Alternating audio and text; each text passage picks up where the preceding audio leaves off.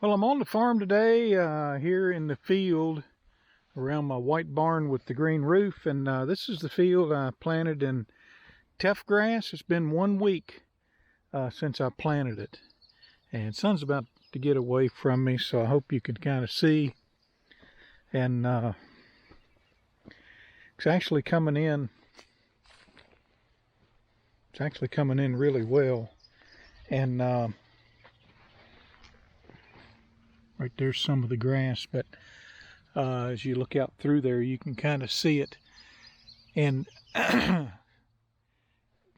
the intensity of the green that you see will vary, like right there, and then out through there it's really dark. And that's just where I threw more seed out than what I intended. And sometimes with my pendulum spreader, when I would come to a stop for whatever reason, the tube that goes out that spreads the seed would fill up with seed to some extent. When you restarted it, then you get a really thick blast of seed, and that's what you see over here. And this, I got about 3 or 4 of these where I stopped.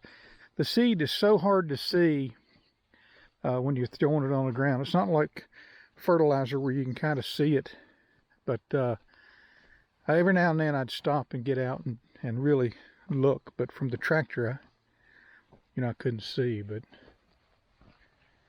I mean,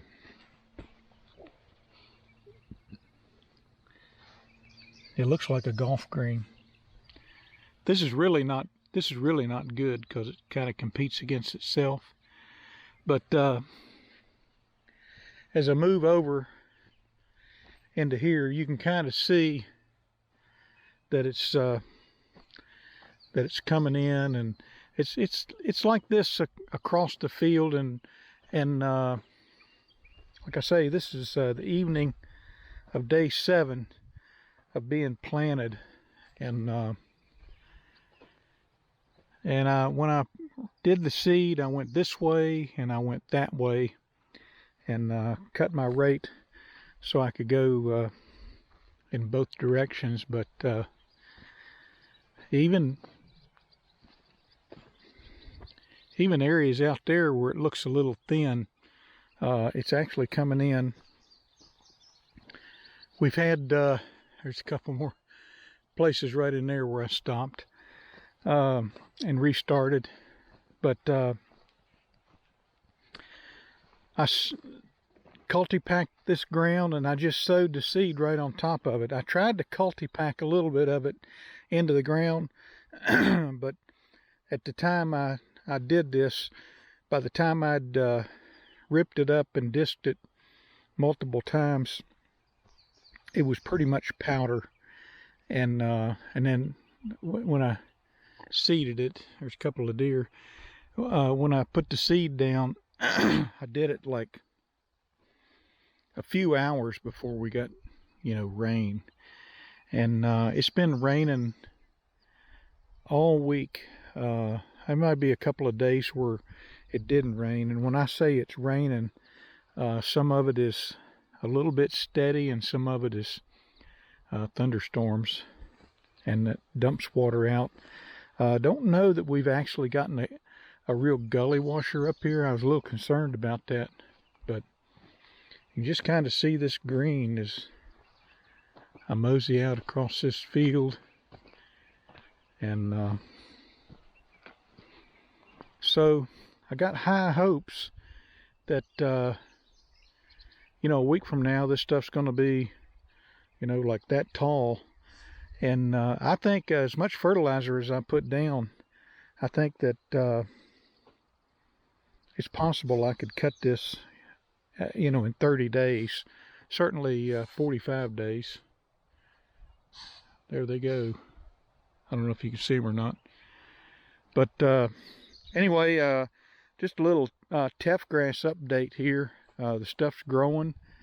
I think it looks pretty good out through there, and I really got my fingers crossed. I'm probably going to hit it with 2,4-D when it gets up a little higher. I may use a different herbicide, but I'm probably going to hit it, you know, with some kind of broadleaf herbicide once I get up, once it gets up to a certain height.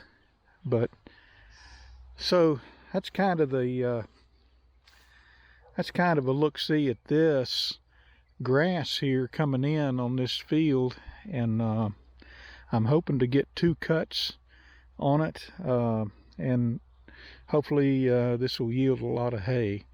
But in other happenings, I brought in another John Deere KBA disc.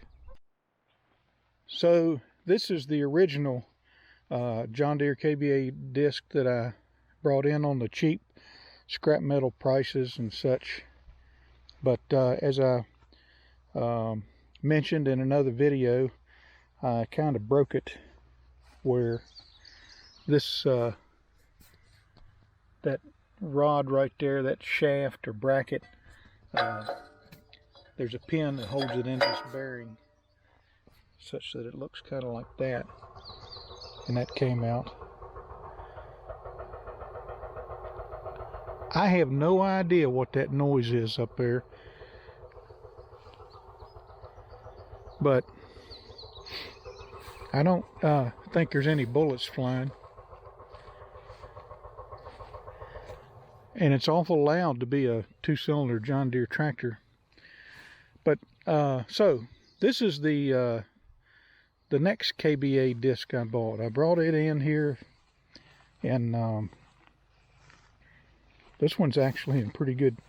This one's actually in really good shape for its age. KBA, and you can almost see a little bit of John Deere down through there, and there's still some green paint on it. And let's see, this one's got 1, 2, 3, 4, 5, 6 discs per gang, just like that one. And but I think it's in really good shape. One thing I noticed on this one right here, and I only noticed it after I made a video with it in there, and I probably should have noticed it beforehand, but I didn't. And I'm surprised somebody didn't point it out to me. But see how this beam comes out straight? Well, this one comes out and then takes a nice little turn. And this is some thick steel, so I don't know what happened. This was like this when I bought it, and I just didn't notice. But this is bent. It's almost like it was lifted up and dropped. I'm not sure what happened, but I can say this. This is the parts disc for this one. And so just a few things here. One of them is this one has the springs in the back. That's to keep the gangs level. This one does too. However, on the front of the disc, there's a big spring right here. Okay, and it hooks into a bracket that looks like that. This disc has got both brackets here and here. That one right there is missing the bracket that would otherwise bolt in right there. And so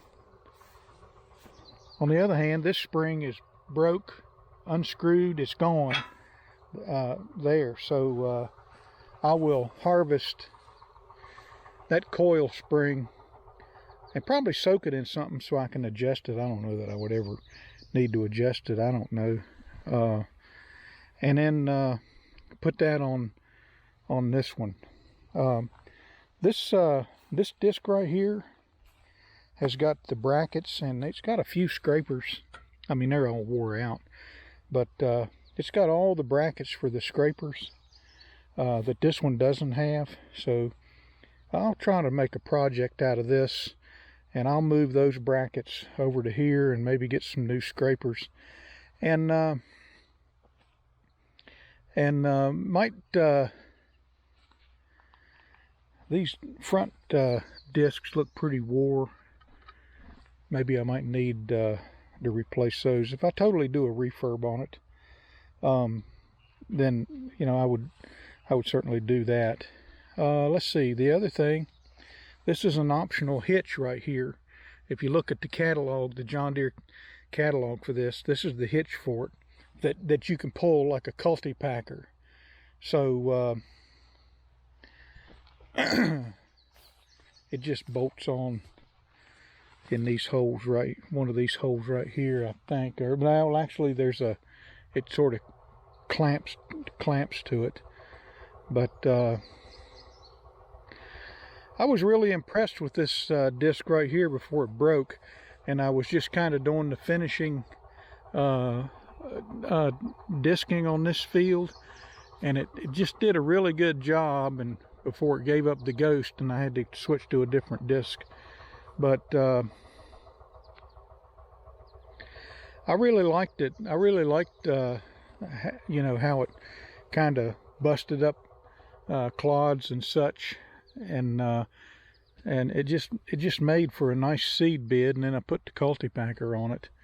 The hitch right here, it's wore. I guess that's the way it is. That has to be wore down like that. And this one over here is the same way. So there's been some field work with this one. I'm not so sure that this bracket right here is kind of banged up there a little bit. I may replace all this with the one off of that one. That tongue actually is in pretty good shape, except this loop right here, this bracket is it's wore about the same. But I'm to understand, now this has been a few years ago, that there's some Amish in Pennsylvania that, I don't know if they make these discs, but they refurb them. I guess the Amish really like these discs. I'm kind of painting with a broad brush there, but that if you need parts for them, you can get them. And they don't have a website, and I don't recall the name of the outfit, but I plan on reaching out and talking to them. The owner's manual for this is on the John Deere website, KBA, and then they made a KBA disc that had a carrier where you could lift the whole thing up. But when you back up, the way this thing's made, these gangs straighten out, and you can lock them in and then just roll it around where it's not cutting. I mean, we're not getting out on the road or anything, but, and it's heavy. You read online, they talk about what a lightweight disc it is, and maybe depending on how people are trying to use it, maybe it is, but it really did a nice job going in the ground here. And I didn't have it where it was cutting, very heavy either. And but the guy that loaded this on the trailer, he had a little, I think it was like a John Deere 1025R. It's like one of these little diesel Yanmar tractors with a mowing deck and a front end loader that people buy. I wouldn't mind having one, but he couldn't lift it. And I drove, it was a long drive to go get this thing, and I got there and he couldn't lift it. And how we wound up getting it on the trailer, we were able to lift it a little bit on one end and put that end and some boards under it, and we slid it up on the trailer like that and got it up on there with just enough room to clear this hub right here and shut the tailgate on the trailer. And I hauled it back, and of course my Massey 50 picked it up no problem. I think I read somewhere where these things weigh 1,800, 2,000 pounds. I think a 10-foot might be 2,000 pounds.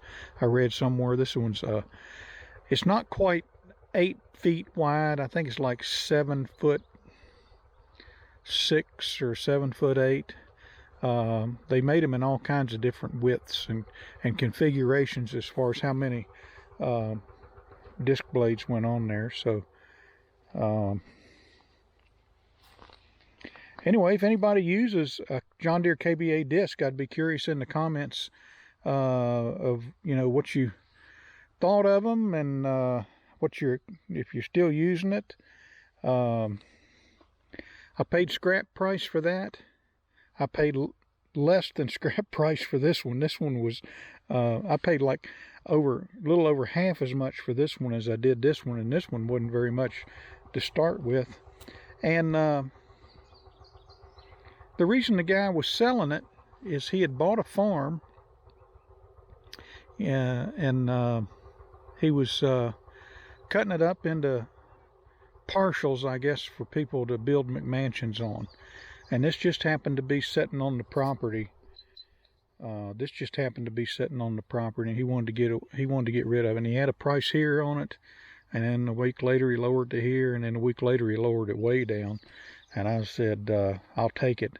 And he took the ad down, and I had to wait on him for, I don't know, 4 or 5 days. He was going to be out of town, and I went and got it. And I think I got an excellent deal on a disc. It seems to me like it's in pretty good shape. I mean, I commented in another video that the only thing green left on this disc was this stuff growing like right there, and on this one it's actually got some paint on it, original John Deere paint. So anyway, if you got any comments on this disc, or comments on this Teff grass, if you've grown some of this stuff, I'd be curious as your experience with it. My experience has been when it clicks, it's really good, and when it doesn't click, it's really bad, and there's no in between. And the other thing is, if you think it's dry, wait another day. It seems to, some people feel like Teff grass, when it's dry, rehydrates, and then you get some dust, which horse people don't like. So that's where I'll leave it. Hope you enjoyed the video. We're just about ready to start cutting hay in earnest here, and of course this will follow up with that, in about 30, probably 45 days, and hoping we'll get another cut about 30 days after that. And then this field will go into Timothy for the fall.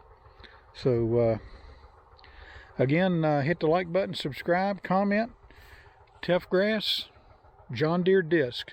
Both of them are kind of green. We'll talk to you later.